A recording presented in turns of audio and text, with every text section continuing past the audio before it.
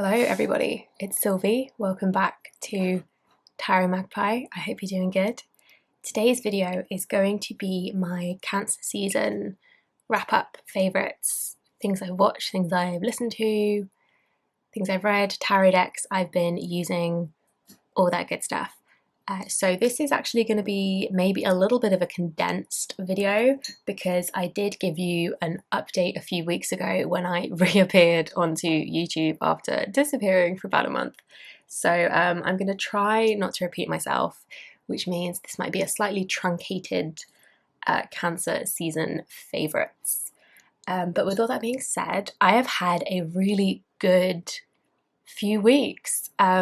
It's just been really great. So like I've had friends come to visit. We spent lots of time in pubs as you'd hope of an English summer. We did lots of tarot readings for unsuspecting people in a pub garden. Yeah, generally lots of weekends with like friends and loved ones. I went to Bristol Pride at the beginning of July, which was really fun. I've got friends who live there, and me and my partner went and had a good old gay time. And then wow, did Cancer season go out with a bang. Oh my god, is it just me? Or did I'm gonna blame the Venus retrograde. Because I can. But like, oh my god, weird, intense, messy energy right at the end of Cancer season going into Leo season there. Or at least I found that to be the case. But yeah, it's been a really good few weeks. I've been having a really good summer, which is nice because let me tell you, the last few have been crap, frankly. So that's been really nice, and I hope you have all been having good summers if you're in the northern hemisphere, good winters if you're down south. But yeah, I'm gonna move on to things I've watched because I actually have quite a lot to talk about, which is a little bit unusual for me. So quickly, in terms of YouTube, one video that I watched that like really has like stuck with me and stood out to me was Laura at Aquamarine 18 did a video on like musings about what queerness means in a tarot context. I will link it below. Highly recommend you go watch her video because it was such a well-ordered and like well-articulated discussion on her thoughts on like queering the tarot and what that really means. And it was just so interesting. It really spoke to some of the thoughts that I have had about what it means to like queer the structures and the archetypes in the tarot, as opposed to just like putting a woman in the king cards or putting like a same-sex couple in the lovers or something like that, and actually like the kind of structures that are present in the tarot, what it means to make them queer and reflect queer experiences. And it was fantastic. I think it's a video I'm going to revisit, and I think they did some kind of a follow-up video which I haven't seen yet. I really recommend watching it, particularly off the back of Pride Month and just like generally in order to like get a view on what it actually means to like restructure and reinterpret the tarot in a different context than the one it was made in. So yes, like I said, I'll link her video below. Highly, massively recommend that. And in terms of like YouTube videos, I don't think I've been watching a whole ton of YouTube. I've been a busy bee and haven't had a huge amount of time to like sit down and watch a lot of YouTube. So that's kind of it. But I have watched I've watched 3 movies. Okay, I think I cut myself off by throwing my I was gesticulating over dramatically and threw my little like backdrop around, but I was about to talk about the movies that I've seen. I saw 3 movies in cinema in the last few weeks. The first of those was Asteroid City, which is a new Wes Anderson movie that came out, I think, right at the beginning of like Cancer season. And then I saw Barbie right at the end, so I really bracketed my Cancer season with movies. Anyway, disclaimer, I'm not like a film buff. I don't do a lot of like critical movie analysis. That's not my like thing. I just like the movie or I don't. So you're getting very surface level thoughts for most of this. But anyway, Asteroid City, I thought it was just as like pretty to look at as any other Wes Anderson that I've seen, which I feel like people sometimes look down on his movies for just being like so aesthetically pleasing. But like, film is a visual medium, and I want to look at something nice while I'm watching it. But anyway, I'm gonna be honest, I feel like I didn't get most of this one. I think some of his movies are more like plotty than others, and this one did not feel very plotty. It might be that it went over my head, but I enjoyed it. It was a nice time. I do like a Wes Anderson, and I enjoyed Asteroid City. It did what a lot of his movies do, which do that like happy sad mix of like grief and hopefulness, almost wrapped up in like a weird aesthetically pleasing package, and I think it did that very well. And that's honestly about all I have to say on that one, because like I say, I am not a film critic. I am so far from a film critic. Anyways, I also saw the new Indiana Jones movie, the like, is it the 5th one? I'm not sure. And it was fine. It was an Indiana Jones movie, you know? I have already forgotten most of it, and I saw it like, what, 2-3 weeks ago? It's exactly what I expected. It was an Indiana Jones movie. It was not the best one by any means, but like, as someone who studied archaeology, I do feel like it's my duty to watch Indiana Jones movies, and it was about what I expected. I will say I was not particularly convinced by the character that Phoebe Bridgers played.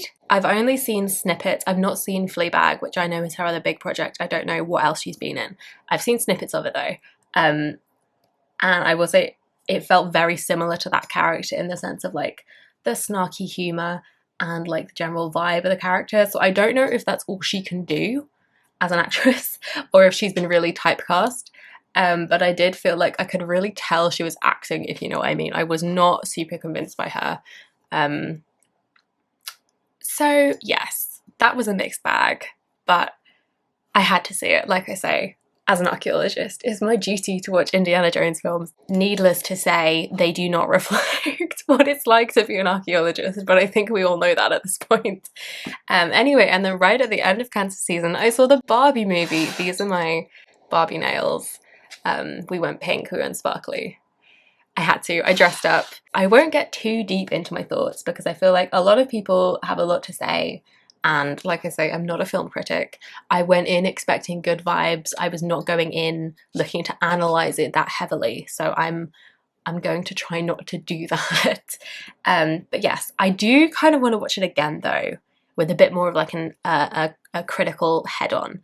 But I did really enjoy it. Is the short story. I really enjoyed it. It was first of all, very pink, very fun, exactly what I expected in that aspect. It was visually gorgeous, like the costuming, all the set design, it was perfect.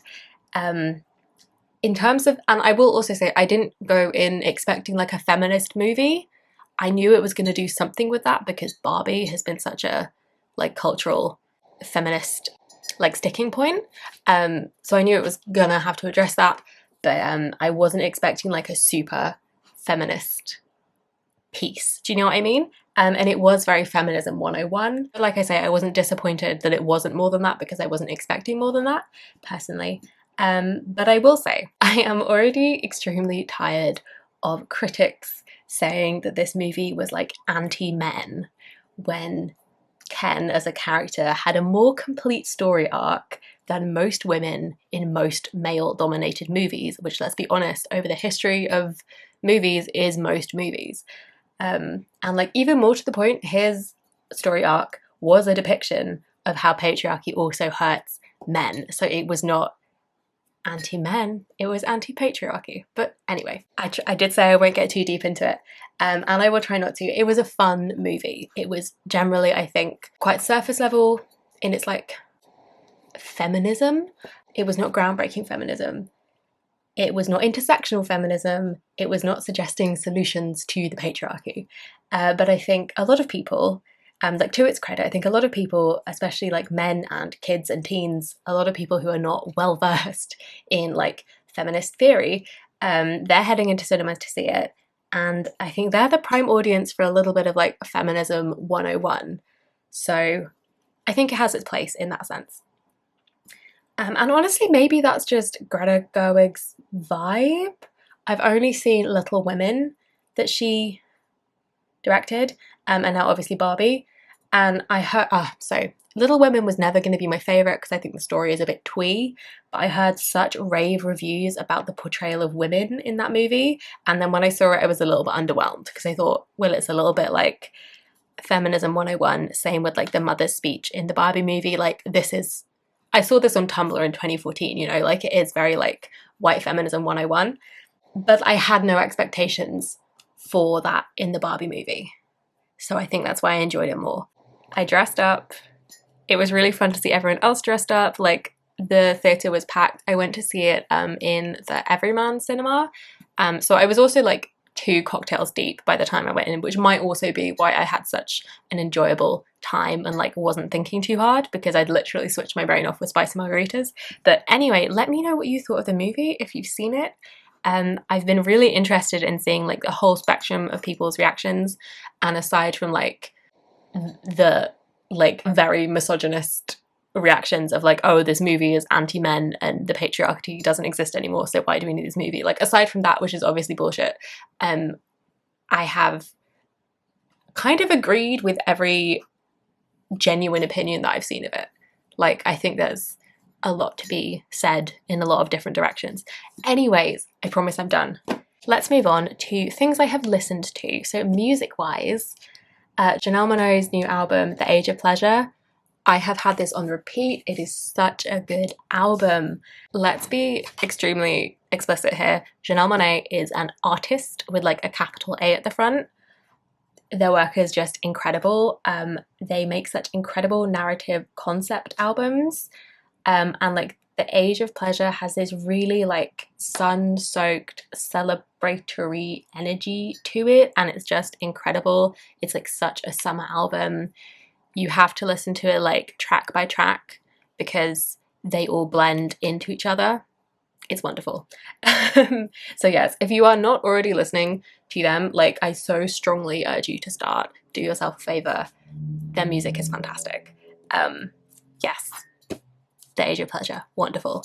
I've also been listening to the Worlds Beyond Number podcast, which is a D&D podcast by some of my favorite people from Dimension 20, and other things obviously, but I know them from Dimension 20. I support them on Patreon, so I get like early access and like behind the scenes episodes, but aside from the like intro episodes, which I listened to as they came out, life then got wild and busy, and so I have a massive back catalogue of it to catch up on. But it's incredible. It's incredibly produced. The sound design is amazing. It's so atmospheric. And it's like my favourite D&D people. I've already cried at like basically every episode that I've listened to. The characters are fantastic. It's just a fantastic D&D podcast. It is obviously available for free. You don't have to be supporting them on Patreon. You just don't get like the behind the scenes stuff, but it is being released in normal podcast ways. So if you're a D&D fan, I like highly recommend it. If you prefer or really enjoy the like really roleplay heavy, storytelling heavy elements of D&D, it's just wonderful. So yes, that's the Worlds Beyond Number podcast. I love it. Yes, those are the notable things I've listened to in the last few weeks. And as for things that I've read, I did mention some things I'd read in my last update, but since then I have read the first 3 books in the Raven Cycle series by Maggie Stiefvater. I actually listened to them on audio, but I thought I would give you a visual that isn't just like my coffee cup. So I have been listening to these, reading these, because I get that these are very summary books for me because I've only ever read them in the summertime, and I've just been having the urge to revisit one of my favourite young adult fantasy series. I think this is such a magical, wonderful series, and yes, and I've loved revisiting them. So this is a young adult fantasy series, and frankly, this the like magic in this world lends far more credence to the idea of ley lines than I should be comfortable with as an archaeologist, but they are just so magical. I really love the world and all the characters and like all the supporting characters, and it does a really good job of giving all of the main characters a really good story arc without it feeling too clunky. Like it does the multi-perspective thing or multi-point of view thing really well. And I love it. And like I say, the audiobooks are really good. They are narrated by, I think, Will Patton, and I just highly enjoy and recommend them. There's also a sequel series, which don't feel quite as magical to me, but I might move on to them and give them a reread as well once I've finished the 4th book in this series, which I'm currently about halfway through. So we'll see. And that leads me very nicely into my tarot practice for Cancer season. So my daily pull deck for, what are we in, July, has been The Raven's Prophecy, which is by Maggie Stiefvater and references the series. I can't move things and talk at the same time. So I have been edging this in orange. I haven't quite finished, but like it's gonna match and it's gonna be gorgeous. So it feels really gloomy today, and I feel like it's messing with the cards. Anyways, let me tell you about this deck. So I have been really loving this deck. I've just been totally enjoying it. The art style is not what I would usually go for, but I think it's really gorgeous. I can't say that I agree with everything in the guidebook in terms of the interpretations, but I'm having a blast anyway. Like I think some of it is a little bit surface level, some of it is, like I say, it's just like not really how I see a lot of the cards. Oh, I just think isn't that gorgeous? It's full of ravens, which I thoroughly enjoy, and it's got these like references to the books without being like explicitly referencing the book. Like I don't think you need to know the books to be able to work with this deck. There's no like overt references that you won't get in either the cards or in the guidebook. That is the box art, isn't it? The moon, gorgeous. Yeah, I think having the context of the series maybe gives it like a little bit extra nuance, but I don't think it's necessary. But part of that is because the artwork is so divorced from the Rider-Waite-Smith artwork, but the meanings in the guidebook are Rider-Waite-Smith meanings. I really like this 2 of coins with the like dividing equally. Yes, like it's quite minimal artwork. There's not a lot of symbolism. A lot of the cards do reference other cards in the deck, which I like. I like when tarot decks do that. And like this Wheel of Fortune is nice because we've got all the seasons here, but it's not, it's not full of symbolism and it's not the easiest to read. So like, I wouldn't necessarily suggest this if you don't know your meanings, but also maybe I would, because maybe you just want to work with the guidebook and work with this deck. And yeah, anyways, I am totally biased towards this deck because of my love for the books, but I think you're allowed to have fun with your practice, even though this isn't like my perfect deck in terms of like the symbolism and the guidebook. I think you're allowed to have fun with your practice. It doesn't have to be all like intense shadow work and soul searching and all that jazz. I really like that this like has enough nods to the series that I can read with it and like see a lot of those. And I've just been really enjoying like pulling this every day and reading a bit of the guidebook and also be listening to the audiobooks for the series at the same time. It's just been really enjoyable. Yeah, and honestly, I really like the black and orange. I know that's not the most like popular thing, and this is a gorgeous, gorgeous 2 of cups. Anyways, that is the Raven's Prophecy. So as for other decks I've been working with, this is the Tarot El Dios de los Tres. Apologies for my accent. This I spoke about recently, I think in my last update, but I'm going to talk about it again. So this it's just been such a fun deck to read with. This is a really talkative deck. Like, she likes a gossip. and it's been great reading for myself about situations that involve other people, but it's also been really great reading for other people. And also, I've been slacking with my Marseille study, but I do feel like I can read this in somewhat, that's upside down, somewhat of like a Marseille adjacent way, because there's a lot of like symbols and motifs that repeat throughout the deck in the art, and like of course it's pip style in the minors. It's not Marseille pips, but it is pips, and so I feel like some of that Marseille style of reading has been really good to like add an extra layer to reading with this deck, which has been really fun, and also has me itching to get back into Marseille. I've been busy, I've been massively slacking on my Marseille study, and I want to pick it back up.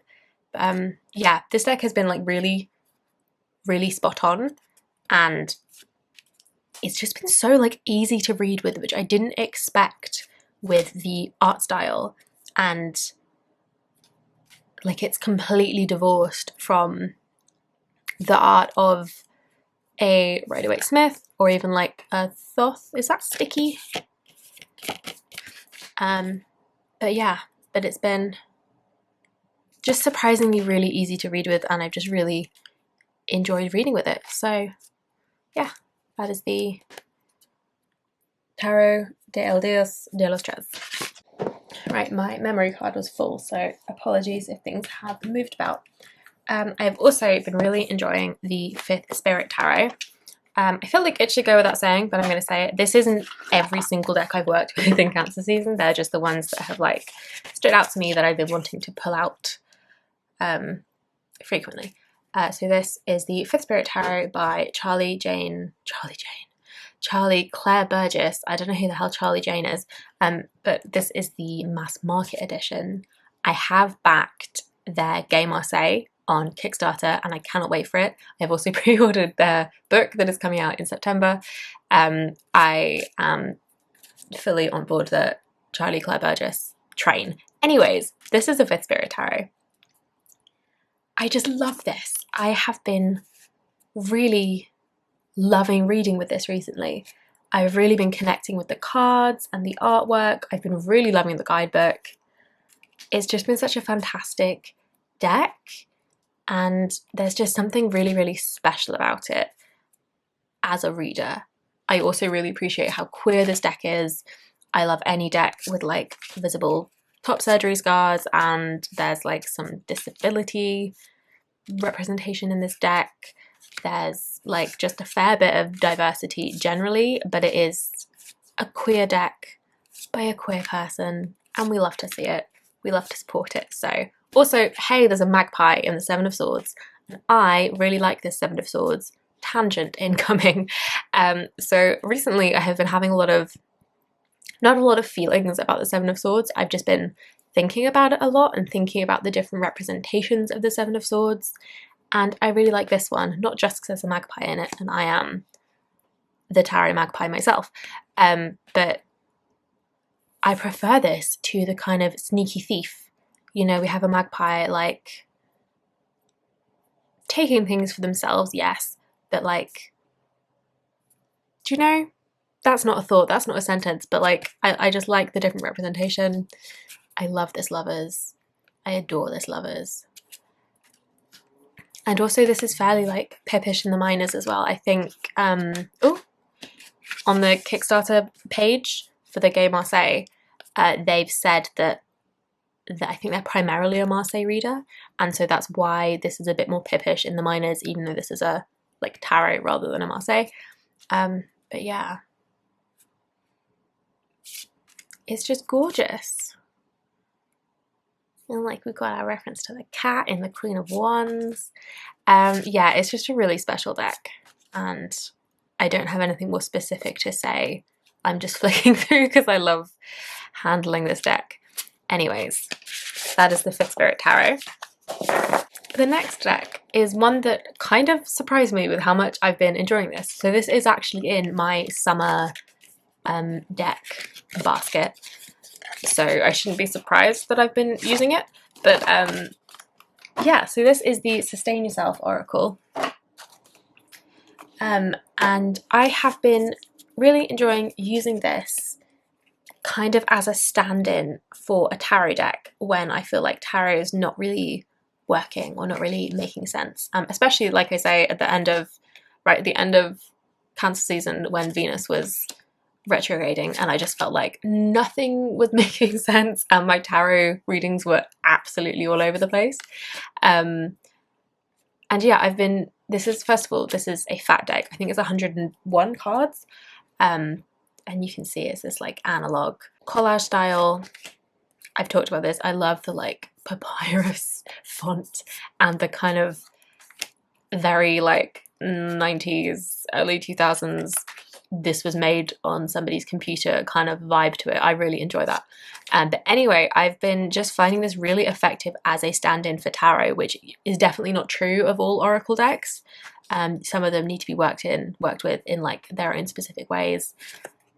Some of them work really well with tarot decks, which I haven't done too much with this, but I think using this, yeah, as a stand-in for tarot has been really effective, because you've got the imagery, you've got these keywords which make varying amounts of sense to me, but then we've also got like a keyword up the top, and then the guidebook has a little bit of description, and then also like a key like phrase. And yeah, it's just been working really well, and I've been really liking it. The guidebook itself is absolutely ridiculous. This is a meeting that could have been an email. For instance, here we have primates, sociability. So there's like a key phrase, make friends, as well as like a paragraph of not explanation, but kind of like expansion on the, oh God, sorry, I'm doing a very poor job of framing this. So the description is like an expansion on the image, basically, and I'm assuming was the kind of thought process behind linking the keyword and the image with the key, with the title and the image with the keyword. So yes, that is the Sustain Yourself Oracle, which I have been just finding to be really, really valuable in my practice, which is good. That's what you want when you get a deck, is you want to find it useful and valuable, but obviously some decks do that more than others in practice, and this one has been really great. Have I used it with the Voyager Tarot yet? No, but that is a story for another day. Okay, and then the final deck that I've been really loving this Cancer season is the Crystal Visions Tarot. This is a very new one. This came in right at the tail end of Cancer season, so I haven't done a whole ton of work with it. I did do an unboxing if you want to see my like initial thoughts and a little like kind of tester reading with it. But yeah, so I don't have many thoughts yet because it is so new, but every reading that I have done with the Crystal Visions deck so far has been surprisingly deep, isn't quite the word, but like intense in a way that I didn't expect of it. I thought this was going to be a pretty deck, you know, but it's been kind of really hitting the mark, and honestly quite like intensely. I don't know if that was just the intense energy at the end of Cancer season that was coming through in this deck, but it's just been really like a lot more powerful than I was expecting, and is also really pretty to boot. I'm thinking I might trim this. I just think the white borders are not cute, you know? If they were black, I'd like black borders, but I don't know if I'd regret trimming it because the color palette is very similar in a lot of the cards. These are not good examples, but like, and then it might all kind of blend together in a way that is not as effective to read. Anyway, that's a tangent. This is the Crystal Visions. This death card, do you know what? I've pulled the death card several times, but specifically as the like outcome kind of card or like future card in readings that I've done, not just in this deck, in like several decks, which is, you know, am I ready? Are we ever ready for the death moment? But also I'm like, I know. I know. Anyways, that is the Crystal Visions. And that was the last deck I had to talk about. Oh, hey, whilst we're here, this feels appropriate to talk about in a tarot wrap-up. So this is my first Kelly Bear pouch.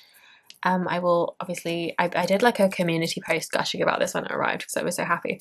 But I will obviously link her Etsy in the description.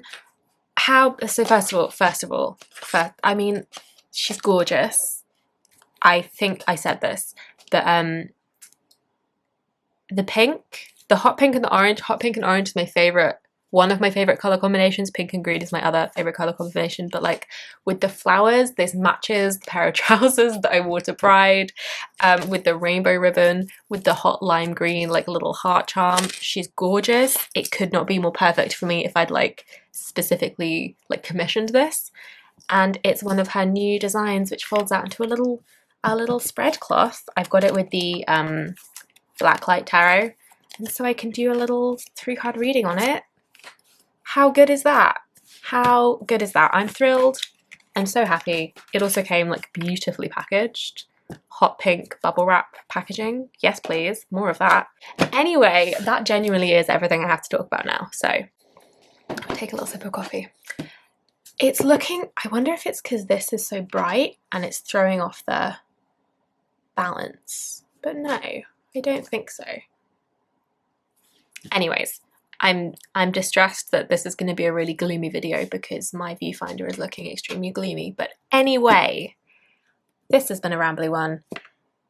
But I'm finally done, I promise. So that was my Cancer season favourites, thoughts, wrap up, etc. I hope that you've enjoyed this video. Let me know how your Cancer season has been. I hope you've all been having a good summer/winter. I've said this already, haven't I? Let's just end things here. So thank you very much for watching. Thank you for spending some time with me. Please do let me know any thoughts if you have them.